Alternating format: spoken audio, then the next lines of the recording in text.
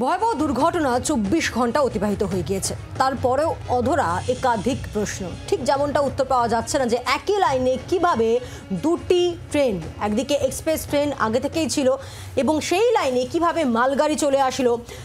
রেলের সুরক্ষা বারবার করে প্রশ্নের মুখে। দুর্ঘটনার দায় মালগাড়ি চালকের ঘাড়েই চাপিয়েছে রেল বোর্ড। মৃতদের মধ্যে ৩ জন রেলকর্মী, এমনটাই দাবি রেলের। ইন্টারলকিং সিস্টেম থেকে সিগন্যালিং ব্যবস্থা, চালকের গাফিলতি নাকি ম্যানুয়াল পেপার ক্লিয়ারেন্সে গলদ, এই সব বিষয়গুলো কিন্তু এই মুহূর্তে ভাবাচ্ছে। কারণ বেশ কিছু প্রশ্ন গতকাল থেকেই যে প্রশ্নগুলো আপনাদের সামনে আমরা রাখছিলাম, সেসব প্রশ্নের উত্তর এখনও অধরা। কারণ কিভাবে একই লাইনে দুটি ট্রেন চলে আসলো? কারণ গতকাল সকাল ৫টা ৫০ থেকেই স্বয়ংক্রিয় সিগন্যাল বিকল ছিল এবং সেক্ষেত্রে কাগজে মারফত যে ক্লিয়ারেন্স দেওয়া হচ্ছিল, অর্থাৎ ম্যানুয়াল পেপার ক্লিয়ারেন্স দেওয়া হচ্ছিল, এবং সেখানেই কি কোথাও একটা কমিউনিকেশন গ্যাপ ছিল? এইসব প্রশ্নের উত্তর এখনও অধরা। আমাদের সঙ্গে রয়েছেন একেবারে ঘটনাস্থল গ্রাউন্ড জিরো থেকে আমাদের প্রতিনিধি পিয়ালি মিত্র রয়েছে আমাদের সঙ্গে। পিয়ালির সঙ্গে আমরা এই বিষয়ে কথা বলবো। পিয়ালি, এই মুহূর্তে তুমি ঘটনাস্থলে রয়েছো।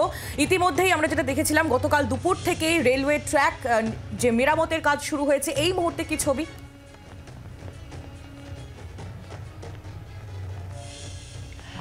দেখো, দুটো লাইনে বলা যেতে পারে যে ট্রেন চলাচল সেটা প্রায় শুরু হয়েছে, এটা বলা যায়।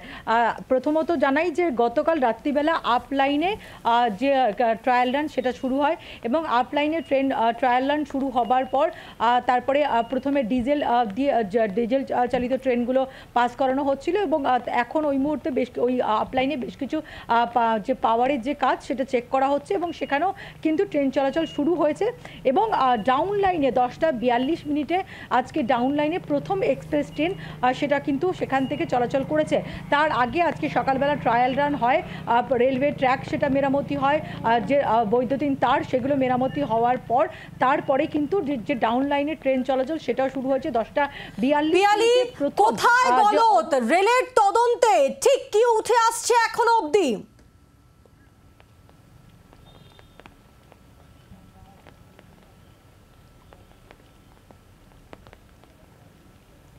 দেখো, এখনও সবে মাত্র তদন্ত শুরু হয়েছে এবং তুমি জানো যে কমিশনার অফ রেলওয়ে সেফটি তাকে তদন্তের নির্দেশ দেওয়া হয়েছে এবং সেই তদন্ত মোতাবেক সেই তদন্তের পার্ট হিসাবে তিনি গতকালকে ঘটনার পরে তিনি যেরকম আজকে ঘটনাস্থলে একবার পরিদর্শন করতে আসবেন, তার পাশাপাশি প্যাসেঞ্জারদের সঙ্গে কথা বলবেন, যে দুজন কাঞ্চনজঙ্ঘা এক্সপ্রেসের যে দুজন চালক রয়েছেন তাদের সাথে কথা বলবেন এবং মালগাড়ির যিনি অ্যাসিস্ট্যান্ট চালক রয়েছে, সহকারী চালক রয়েছে, তিনি হাসপাতালে চিকিৎসাধীন রয়েছে, তার সাথে কথা বলা হবে।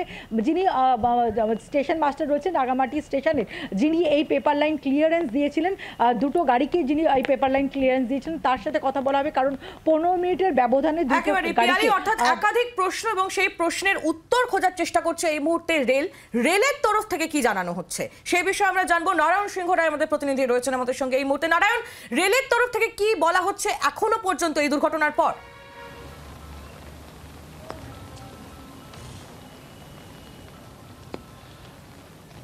দেখো, সরাসরি এই বিষয়ে রেলওয়ে ডিপার্টমেন্টের অর্থাৎ রেলওয়ে কাঠিহার ডিভিশনের যে ডিআরএম সুরেন্দ্র মিনাকে জিজ্ঞাসা করা হলে তিনি কিন্তু বেশ কিছু প্রশ্নের উত্তর দিয়েছেন, পাশাপাশি বেশ কিছু অসঙ্গতিও রয়ে গেছে তার প্রশ্ন করা হয়েছিল তাকে। কমিশন অফ রেলওয়ে সেফটি আধিকারিক তারা নাকি ইতিমধ্যেই কাজ শুরু করেছেন। তারা প্রাথমিকভাবে কাজ শুরু করলেও যারা এই ঘটনার সাথে যুক্ত সেই সময় কর্মরত ছিলেন এবং প্রত্যক্ষদর্শীদের সাথেও কিন্তু কথা বলবেন এই কমিশনের টিম। পাশাপাশি তাদের সাথে কথা বলে ভিডিও রেকর্ড করা হবে বলে জানাচ্ছেন এবং দুর্ঘটনায় প্রাথমিক কারণ অনুসন্ধান করা যাবে। তবে প্রাথমিকভাবে অনেক সঙ্গতি ধরা পড়ছে বলেও তিনি জানান। সিগন্যাল ফেলিওর, কর্মচারীদের অসাবধানতা এবং সহ কিছু কিছু বিষয় নজরে আসছে তাদের। তবে এই বিষয় নিয়ে শেষ রায় কমিশন অফ রেলওয়ে সেফটি দেবে। তবে বলে রাখি যে গতকাল যেই ট্রেনের দুর্ঘটনা, সকালবেলা যে রাঙাপানির কাছে যে ট্রেনের ভয়াবহ দুর্ঘটনা, ইতিমধ্যেই 10 জনের প্রাণ গেছে, 9 জন ছিল গতকাল অবধি, গতকাল রাতেও আরেকজনের প্রাণ হারিয়েছে, সব মিলিয়ে 10 জন। এখনও উত্তরবঙ্গ মেডিকেল কলেজে বহু ভর্তি রয়েছে, তাদের চিকিৎসা চলছে। তবে এই ঘটনার দায় কার জানিয়ে কিন্তু চুলচেরা বিশ্লেষণ এবং ব্যাপক প্রশ্ন উঠতে শুরু করেছে। কারণ ইলেকট্রনিক্স ডিভাইস কাজ করেনি, ম্যানুয়াল ডিভাইসে যখন এই ঘটনা, ম্যানুয়াল ডিভাইস যখন কাজ করছিল না তখন পাশাপাশি এই ঘটনার দায় কে নিবে? একদিকে যেমন একেবারে একাধিক প্রশ্ন। নারায়ণ, আপাতত ধন্যবাদ, নজর রাখো। রেলের তরফে যেমনটা জানানো হয়েছে এখনো অবধি, যেমনটা আমাদের প্রতিনিধিও জানাচ্ছিলেন, যে একদিকে তো সিগন্যালের একটা সমস্যা ছিল, একই সঙ্গে কর্মচারীদের অসহযোগিতাও ছিল। সেক্ষেত্রে রেলের তদন্তে আরো ঠিক কোন কোন বিষয়গুলো সামনে আসে, কোন কোন বিষয়গুলো উঠে আসে, সেসব দিকে আমাদের নজর থাকবে। বাংলার আওয়াজ, বাঙালির আবেগ, জি 24 ঘন্টা।